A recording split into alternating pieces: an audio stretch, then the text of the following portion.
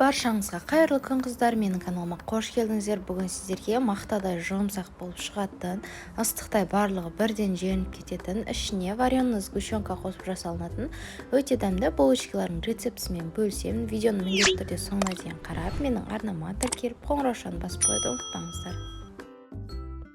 Ең алдымен жұмыртқаның ағы мен сарысын бөліп алып, ағын ыдысымызға құйып, сарысын басқа ыдысымызға қойып қоямыз.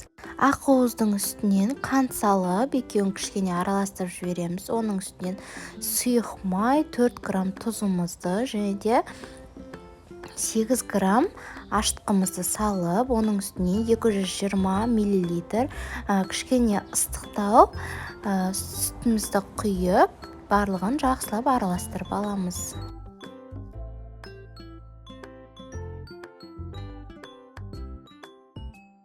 Алдын ала електен өткізіп, дайындап қойған ұнымызды бірінші жартысын салып, лопатамен немесе қасықтың көмегімен кішкене араластырып, кейіннен қалған бөлігінің барлығын салып, осылай лопатамен барлығы біркелкі болғанша араластырып аламыз да, кейін қолдың көмегімен илей отыра әдемілеп, жұмсақ қамыр етіп илеп аламыз.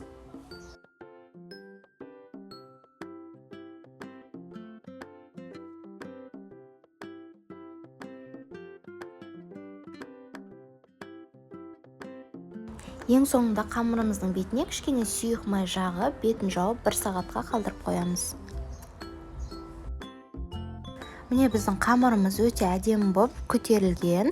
Енді осы қамырымызды алып, кішкене сопақтап илеп жібереміз де, бірде 12 бөлікке бөліп аламыз.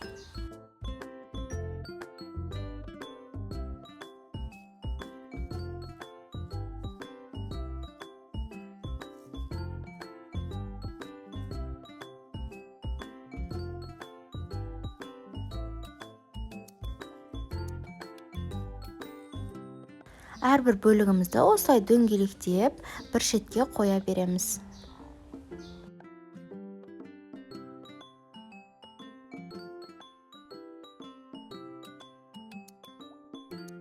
Барлығын дөңгелектеп болғаннан кейін бетін жауып 5 минутқа қалдырып қоямыз. Енді булочкаларымызды жасап бастаймыз. Осылай оқтаудың көмегімен жабысып жатса кішкене ұн сеуіп отырыңыздар. Әдемілеп, кішкене 4 бұрыштылау етіп жайып аламыз.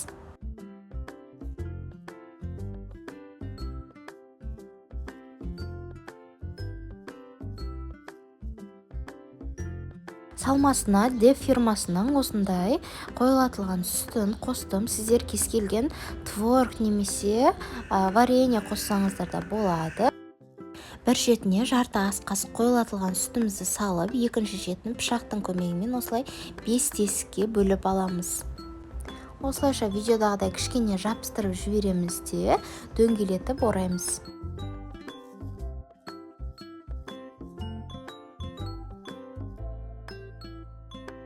Шеттерін осылайша кішкене жабыстырып, біздің пешіміздің формасына салып қоямыз.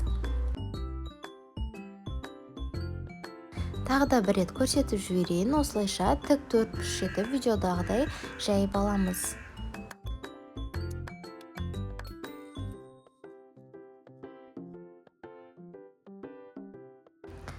Жоғарғы жағын пышақтың көмегімен 5 ретке осылайша бөліп шығамыз да, астыңғы жағына жарты ас қасық қойылатылған сүтімізді салып, бірінші кішкене осылай жабыстырып жібереміз, шеттерін дөңгелетіп ораймыз.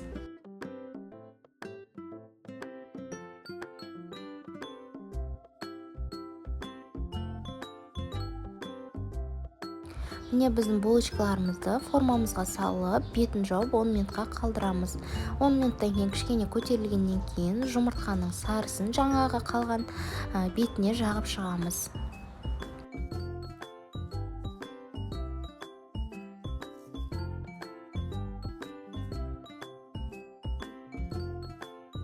Түрі әдемі көріну үшін осылайша кішкене кунжут сеуіп жібердім. Пешімізді алдын ала қыздырып қоямыз. 180 градуста 35 минут шамасында пісіріп аламыз. Міне біздің булочкаларымыз түрі қандай әдемі болып тұр. Өте жұмсақ, міндетті түрде жасап көріңіздер. Видеом ұнаған болса, лайк басып, комментарий жазып кетіңіздер. Сіздермен болған Арайлым.